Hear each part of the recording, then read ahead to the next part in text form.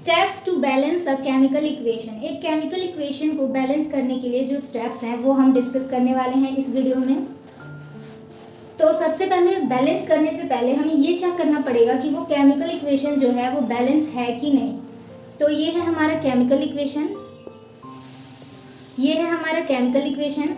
अब हम इसे चेक करेंगे कि ये केमिकल इक्वेशन बैलेंस है कि नहीं। तो इसके अंदर जो जो एलिमेंट्स हैं पहले हम उनको एक तरफ एक रो में लिख लेंगे। तो हमारे पास क्या क्या एलिमेंट है, जिंक, यहाँ हम जिंक लिख लेंगे, फिर हाइड्रोजन तो हाइड्रोजन लिख लेंगे, फिर सल्फर तो सल्फर एंड देन ऑक्सीजन। यहाँ पे लेफ्ट हैंड साइड लिखेंगे और यहाँ पे राइट हैंड साइड लिखेंगे। तो जो रिएक्टेंट है वो हमारा लेफ्ट हैंड साइड है और जो हमारा प्रोडक्ट है वो है हमारा राइट हैंड साइड। तो ये क्या है, हमारा लेफ्ट हैंड साइड और ये है राइट हैंड साइड। तो जिंक लेफ्ट हैंड साइड में कितने हैं, 1 है, तो हमने यहाँ 1 लिखा। एंड राइट हैंड साइड में कितने हैं, 1, तो यहाँ 1 लिखा। हाइड्रोजन लेफ्ट में कितना है, 2, तो 2 लिखा। एंड राइट में कितने हैं, 2।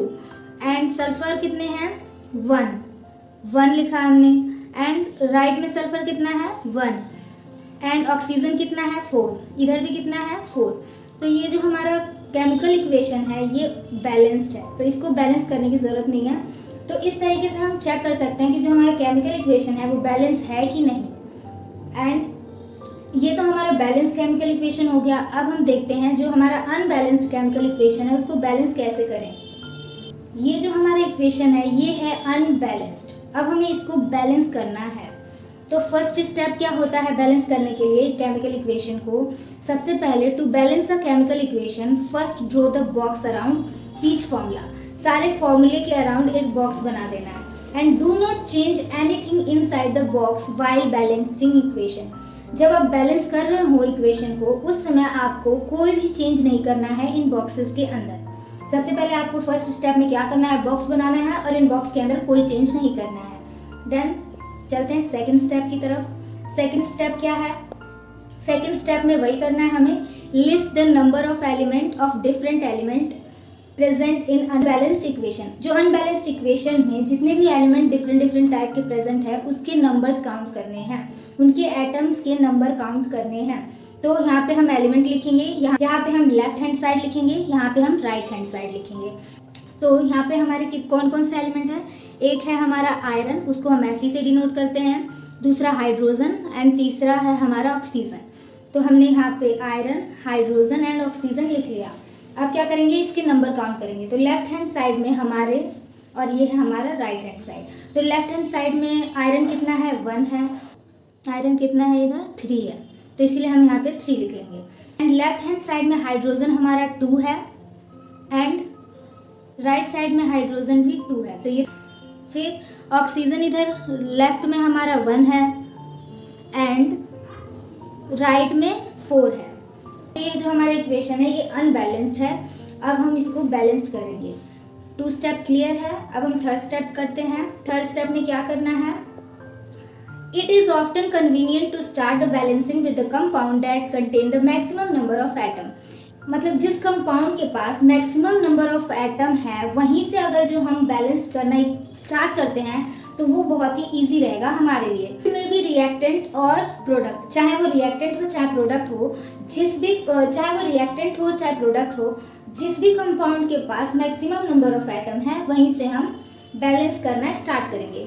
तो इन दिस कंपाउंड, इस कंपाउंड के अंदर क्या है, select the element which has maximum number of atom. इस कंपाउंड के अंदर हम वो सिलेक्ट करेंगे जिसके पास मैक्सिमम नंबर ऑफ एटम है।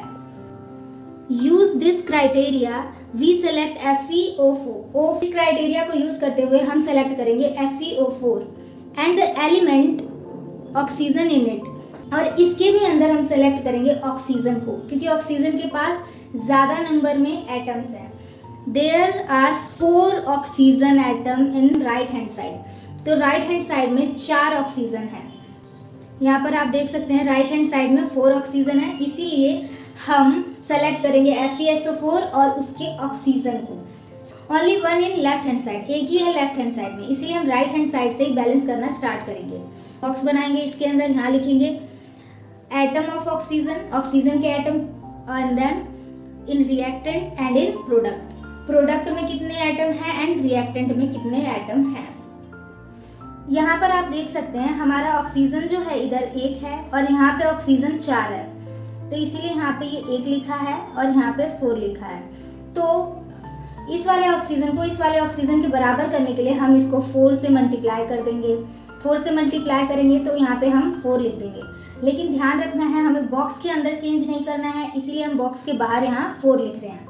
ठीक है, ये हमारा थर्ड स्टेप हमने कंप्लीट कर लिया है। यहाँ पे हमने 4 लिख दिया। अब जब हम काउंट करके देखते हैं तो यहाँ पे जो हमारा ऑक्सीजन है 4 है और इधर भी हमारे ऑक्सीजन 4 हो गए। 4 ऑक्सीजन के एटम इधर भी हो गया और 4 ऑक्सीजन का एटम इधर भी हो गया। अब फोर्थ स्टेप में हम क्या करेंगे, Fe and H atom are still not balance. आप देख सकते हैं कि जो हमारा आयरन है एंड हाइड्रोजन है वो अभी भी बैलेंस नहीं है, सिर्फ हमारा ऑक्सीजन बैलेंस हुआ है अभी तक। तो pick any element to proceed further. अब आगे फर्दर प्रोसीड करने के लिए आप कोई सा भी एलिमेंट एक पिक करो और उसको बैलेंस करो। इन्होंने हाइड्रोजन एटम को बैलेंस करने के लिए पिक किया है। यहाँ पे रिएक्टेंट और यहाँ पे प्रोडक्ट लिख लिया हमने, और ये है हमारा एटम्स ऑफ हाइड्रोजन। तो इनिशियल में हम क्या करेंगे, देखते हैं कि हाइड्रोजन के एटम लेफ्ट हैंड साइड में कितने हैं और राइट में कितना है। तो रिएक्टेंट की तरफ यानी लेफ्ट हैंड साइड की तरफ जो हमारा हाइड्रोजन है वो है 8, 4 × 2 8। एंड जो प्रोडक्ट का साइड है, राइट हैंड साइड है, उधर हमारा जो हाइड्रोजन है वो है 2, सिर्फ 2 है, सिर्फ 2 हाइड्रोजन है। इसीलिए इस हाइड्रोजन को बैलेंस करने के लिए यहाँ 8 है, यहाँ सिर्फ 2 है, तो इसको हम 4 से मल्टीप्लाई कर देंगे तो क्या हो जाएगा, 8 हाइड्रोजन हो जाएगा। और इसको भी हम इस बॉक्स के बाहर ही लिखेंगे। ये भी हमने बॉक्स के बाहर लिखा था, ये भी बॉक्स के बाहर ही लिखेंगे, बॉक्स के अंदर, क्योंकि हमें कोई चेंज नहीं करना है। पार्शियली हमने बैलेंस कर लिया है। अब इस फिफ्थ स्टेप में हम क्या करने हैं, examine the above equation and pick up the third element. Fourth step वाले इक्वेशन को ध्यान से देखना है और उस थर्ड एलिमेंट को पिक करना है जो कि अभी तक बैलेंस नहीं हुआ। तो कौन सा एलिमेंट है, हमारा आयरन, जो कि अभी तक बैलेंस नहीं हुआ है। तो अब हम आयरन को बैलेंस करेंगे। इधर हम एटम्स ऑफ आयरन लिखेंगे, यहाँ पे इन रिएक्टेंट और यहाँ इन प्रोडक्ट। ये हमारा रिएक्टेंट है और ये हमारा प्रोडक्ट है। ये हमारा लेफ्ट हैंड साइड है, ये हमारा राइट हैंड साइड है। तो यहाँ पे अब हम क्या करने वाले हैं, यहाँ पे जो हमारा रिएक्टेंट की तरफ जो हमारा आयरन है वो है सिर्फ 1 और प्रोडक्ट की तरफ जो हमारे आयरन के एटम्स है वो है 3। तो अब हम यहाँ पे क्या करेंगे, इस वाले रिएक्टेंट की तरफ का जो आयरन है उसको हम 3 से मल्टीप्लाई कर देंगे। तो यहाँ पे हम इसीलिए यहाँ पे 3 लिख देंगे। तो हमने यहाँ पे ऑलमोस्ट बैलेंस कर दिया है equation.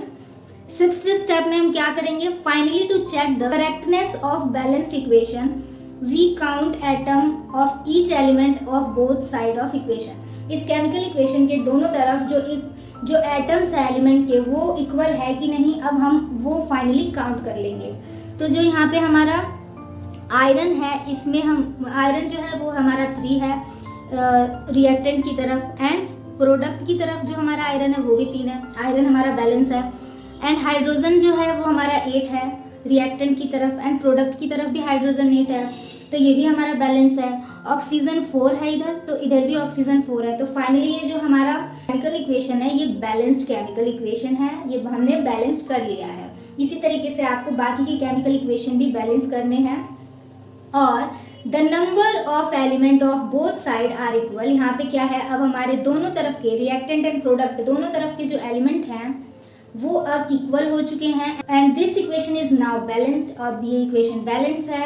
And this method of balancing chemical equation is called hit and trial method. इस मेथड को, जिस मेथड से अभी हमने इस केमिकल इक्वेशन को बैलेंस किया है, इसको हम बोलते हैं हिट एंड ट्रायल मेथड।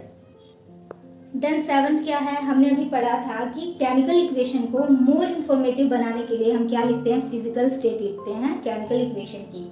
तो अब हम इस केमिकल इक्वेशन में फिजिकल स्टेट लिखेंगे केमिकल इक्वेशन की। Carefully examine the above balanced equation. Does this equation tell us anything about the physical state of each reactant and product. अब हमें इस इक्वेशन को अच्छे से देखना है और देखकर ये पता करना है कि क्या ये केमिकल इक्वेशन से हमें इसके रिएक्टेंट और इसके प्रोडक्ट का फिजिकल स्टेट कुछ पता चलता है कि नहीं। No information has been given in this equation about their physical state. इसमें कोई भी मतलब कि इसमें कोई भी फिजिकल स्टेट के बारे में गिवन नहीं है। To make the chemical equation more informative, chemical equation को ज़्यादा इन्फॉर्मेटिव बनाने के लिए हमें क्या करना होता है, फिजिकल स्टेट हमें उसका फिजिकल स्टेट बताना होता है, रिएक्टेंट एंड प्रोडक्ट दोनों का मेंशन करना पड़ेगा कि वो गैसियस है, लिक्विड है, एक्वस है या सॉलिड स्टेट में है। रिएक्टेंट एंड प्रोडक्ट बोथ, और इनको हम रिप्रेजेंट किससे करते हैं? जो हमारा गैस होता है उसको हम रिप्रेजेंट करते हैं G से, लिक्विड को L से, एंड एक्वस को AQ से, एंड सॉलिड को S से। The word equation aqueous is written if the reactant and product is present as a solution in water. अगर जो रिएक्टेंट एंड प्रोडक्ट वाटर के अंदर होते हैं तो उनको हम बोलते हैं एक्वस, तो उनके आगे हम क्या लिखते हैं? एक्वस। ठीक है, तो जो हमारा आयरन होता है वो सॉलिड स्टेट में होता है, और यहाँ पे H2O वाटर यहाँ पे गैसियस स्टेट में है, Fe3O4 है वो सॉलिड स्टेट में है, और जो हमारा 4H2 है वो गैसियस स्टेट में है। Some of the reaction conditions such as, कुछ रिएक्शंस के कंडीशंस होते हैं, वो कौन कौन से हैं? टेम्परेचर, कि कितना टेम्परेचर एक रिएक्शन को होने के लिए रिक्वायर है, वो उसके लिए कंडीशन है। उससे कम टेम्परेचर अगर होगा तो वो रिएक्शन नहीं होगा, अगर जो उससे ज़्यादा टेम्परेचर होगा तब भी रिएक्शन सक्सेसफुली नहीं होगा। तो इसीलिए जो कंडीशन है उसमें टेम्परेचर आता है कि इससे इतने टेम्परेचर पे ही एक रिएक्शन हो सकता है, और प्रेशर की भी रिक्वायरमेंट होती है, एंड देन कैटलिस्ट। ये सारी चीज़ें हमारे रिएक्शन को, केमिकल इक्वेशन को और अच्छा इन्फॉर्मेटिव बनाती है। तो यहाँ पे आप देख सकते हैं ये जो हमारा रिएक्शन हो रहा है वो इतने एटमॉस्फेरिक प्रेशर पे हो रहा है, इससे कम प्रेशर होगा या प्रेशर एब्सेंस होगा तो ये रिएक्शन फर्दर होगा ही नहीं। एंड इसी तरीके से जो हमारा फोटोसिंथेसिस का प्रोसेस है, जो हमारे ग्रीन लीव्स में होता है, वो in the presence of sunlight ही होता है। वो सनलाइट के प्रेजेंस में होता है और क्लोरोफिल के प्रेजेंस में होता है। तो इसीलिए ये दो कंडीशन तो हमें रिक्वायर ही है। अगर सनलाइट नहीं होगा या फिर क्लोरोफिल नहीं होगा तो हमारा फोटोसिंथेसिस का प्रोसेस नहीं होगा, ग्लूकोज की फॉर्मेशन नहीं होगा।